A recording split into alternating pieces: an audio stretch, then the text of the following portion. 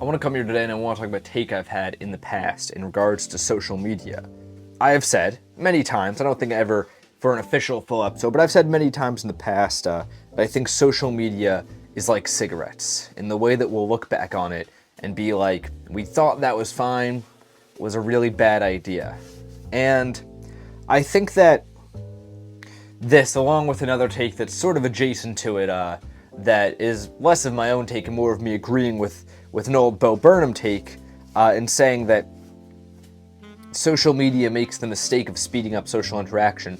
I think that my latter take here is just wrong, the more that I've thought about it over time. And this honestly has come from using social media more over time. I think that in the past where I've always been uploading on social media, but this year more than ever, because I'm doing this every day, I'm uploading short form every day, and I mean, I still don't scroll as much as many people do, but I scroll a good amount as I'm uploading things or whatever, and I think because of that, my takes on this has changed as I thought about it more.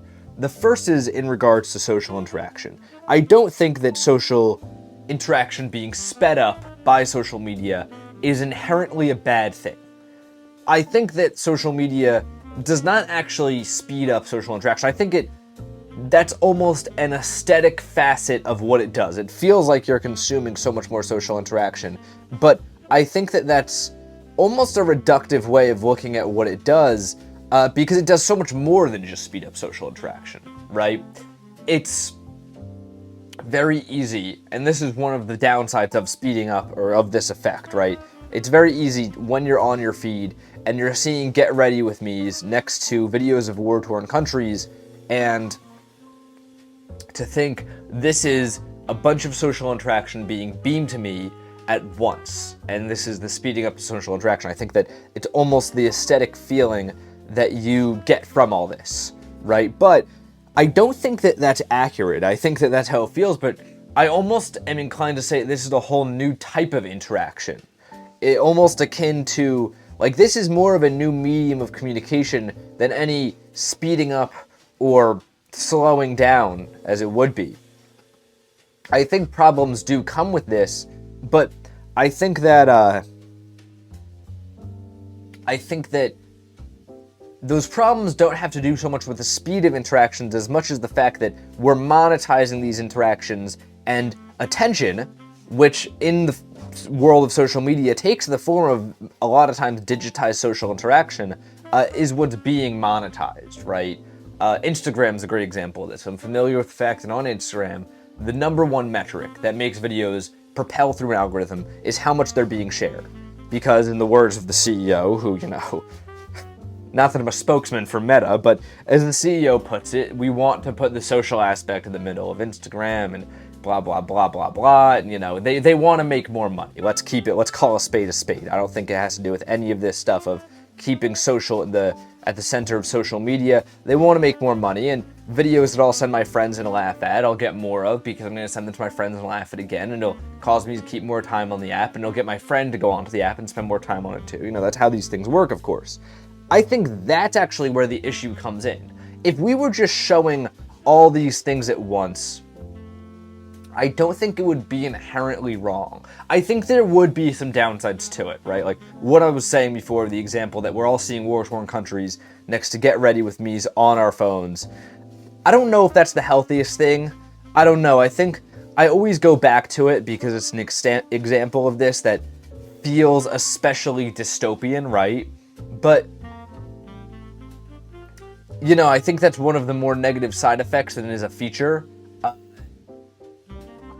And I think it's a bad thing. I think the reason why I think this is a bad thing is because it's very easy to say it's a bad thing. One, I mean, just on paper, if I tell you about that, you're going to go, yeah, no, that's never how that should be. But I don't know if I think it's a bad thing more so because it feels like it's a bad thing or because it genuinely devalues atrocities that are happening. I've seen people make the argument too, and I don't know how I feel about this, that it's net good because it spreads public consciousness more so. That's a whole other issue right there, but more so taking that in its abstract form, talking about the way that we get all these things curated to us in the exact same way is definitely a negative, right? And I think it's one of the features of this new type of social interaction, right? So that's kind of my big thing here that I want to say. I don't think that social media is speeding up. I think there are bad things about it. I think that it's addictive, and I think that's one of the bad things. I think there's many bad things about it, but I think it's a new type of communication, wholeheartedly. And I was thinking about this mainly because of my whole thing of like, I think we'll look back at social media like cigarettes, right? That's what got me thinking about this, because like, isn't that reductive? Like, I think that that's a reductive thing to say. I don't think that one day we'll look back on social media like cigarettes, because I think social media is so much bigger than cigarettes. Like, and I'm talking, of course, this is fairly abstract terms I'm talking about this. Of course, I'm not speaking about actual cigarettes. I'm talking about something that everybody gets addicted to and is later bad, right? Cigarettes are the prime example of this, because the one we can all relate to. I mean, if you're living in Europe, people are still doing them a ton. I think way more than in America. But, the idea that social media is something that we're all going to be addicted to and one day be like, that's a bad thing and give it up, I think is bad. Or wrong, rather, not bad. I don't think it's a bad take to have. I think it's a wrong take. Namely because cigarettes that is the essence of cigarettes, right? The main thing about cigarettes that we could discuss is the fact that they cause cancer, the fact that there's the nicotine in them that has that effect, right? And the fact that we all realize they're bad, so we stopped doing them collectively, not myself individually. I've never touched a cigarette in my life. Social media might share some of these features. The fact that it's addictive, the fact that studies come out every day proving it's even worse for you than we thought it was. But cigarettes never change the way that politics function completely as social media has. Cigarettes do not shape the way that culture works the way that social media has. Cigarettes have never changed the way that companies advertise wholeheartedly the way that social media has. Social media has literally changed the way that we, as a society, experience culture. There's no monoculture anymore. And I would be willing to venture that's pretty directly because of social media. A lot of people will, and myself included, I do this too, look at a lot of these and be like, well, these are more things to do with the time than things to do with social media. That's a fairly common thing you'll hear people say, especially when it comes to something like the political argument, right? People will say, it's not that social media changes the way politics work, it's that we live in a time of political instability, and we just happen to be experiencing it on social media. And I think there's truth to some of these claims. Maybe culture would have slowed down anyways, whether social media was here or not, right? Maybe because of other things outside of social media. Oftentimes people will point to things like economic pressures. Culture would have slowed down. Politics would just be as unstable. If we had social media back in the 60s, not the 60s, terrible example, back in something like 70s, 80s, when political climate's a little more stable, great culture's coming out of everywhere, it would have been a very different beast than we have it now, right? The fact remains, though, that the scope and span of the effects of social media are so great and so large that it's really impossible to compare it to something like a cigarette, right? It might feel like that, especially the way that we all interface with it every day, it being an addiction that some of us struggle with, right? I myself used to be have a really bad problem where I'd doom scroll, I'd feel terrible about it. I get why people come up with this example here, but I do think it's still a bit reductive just because of the amount social media has changed. I think, if anything, a more apt comparison for social media is like going from the letter to the phone. You know what I mean? It has changed the way we communicate, and as a byproduct, that changed everything. Our entire economy right now is in many ways based around social media. I mean, not the entire economy. We still have war to rely on to make some money at the end of the day. However, a good chunk of it, I mean, you don't just have social media, you have the web hosts that host these websites, you have data centers that profit off them for ads, you have ad companies that are built up around them, right? There is so much that has to do with social media that it's very reductive to say that this is going to go away and we're all going to go, man, can't believe we did that. I don't think that's at all what's about to happen here. I think that social media is a new form of communication entirely, right? I think it's changed the way that we communicate on a fundamental level. I also would go as far as saying there's some really bad byproducts of this. I wonder though, and I think this is something that'd be really hard to find because, I don't know, I would be willing to do some research into this because I think it could be an interesting topic to discuss.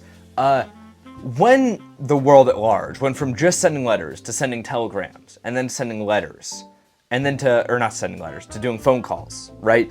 Were people talking about there being bad things there too?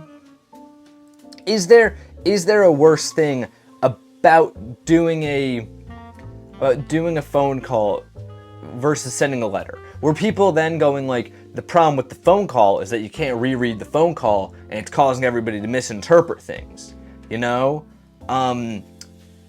Were people going like, it's causing all these rash and angry conversations because people are taking phone calls, and because of the fact that it's in the moment, they're not thinking their words through and they're saying terrible things. Was that happening? Because I think there's a line of thinking, at least, a line that I don't really think is true, but I think is worth exploring, that maybe the times we're in are not all that unique when it comes to social media. Because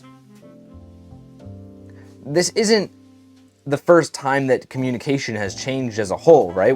We've gone through multiple forms of communicating. I mean, there was a time where there was 0 ways to talk to somebody on the other side of the world. When we first got the first letters in, and you could now speak to somebody who lived on the other side of the world, were people going, this is going to destroy local culture in the same way that we go, social media has destroyed it? I don't know, and I'd honestly, more than anything, I would be willing to bet that social media is a unique phenomenon that is going to change a lot of things. I would be willing to bet that, just because, like, I don't know, it's hard for me, and maybe this goes back to me just being some guy talking and not, you know, somebody who's willing to do actual academic work in any of these regards, because, like, I don't think I could detach my own emotions towards social media enough from this conversation to get an accurate answer there. Like, I think no matter what, there's going to be a part of me that's like, no, this has to be something crazy, right? Because it feels crazy. It feels so insane.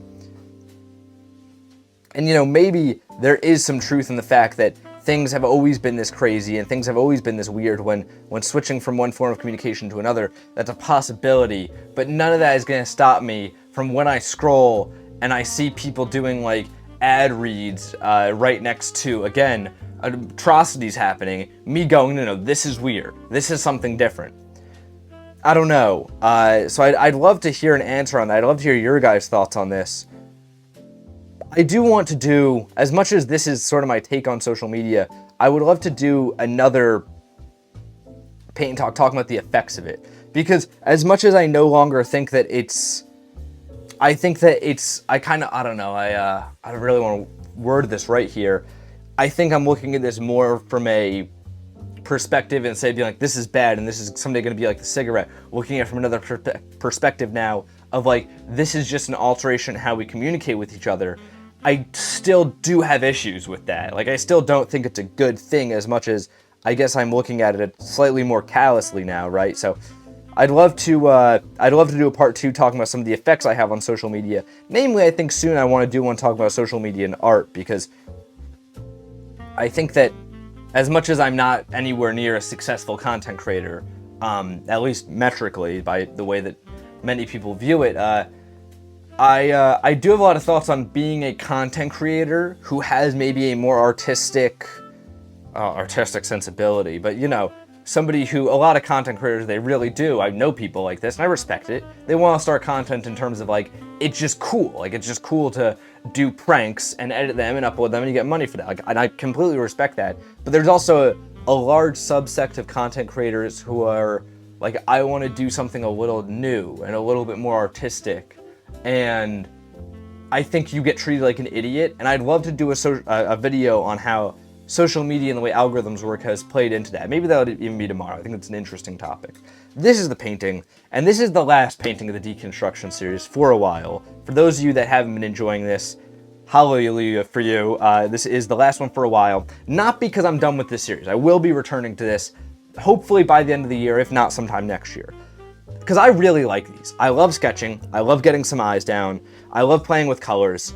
But it's getting repetitive, not because the series has gone bankrupt, but rather because my skills have gone as far as they can take this series. I'm not the most skilled painter. I don't know how to shade an object all that well, and I don't know how to use color all that well, and I can barely mix this palette. It won't pick up right now. It's stuck because I haven't picked it up in so long and the paint is making it stick to the table, but you're gonna have to trust me, I'm not that good at mixing these colors. So, I want to take a break from this. I want to do some other series. Namely, I think I want to play with color for a while, because I think that's the fastest immediate change I can make to this. If I was able to play with colors better and make a visually appealing palette, I think these would already get more interesting. Then I want to play with form, I want to play with texture, I want to play with all these things, and then come back to this series and see what I can get out of it. But this is it for now. So tomorrow, I'll see you with a new series, the color series. And until next time, guys, gals, and pals, my name is Max Dice. This has been Paint Talk episode 171, and I'm here every morning, painting and talking with you all.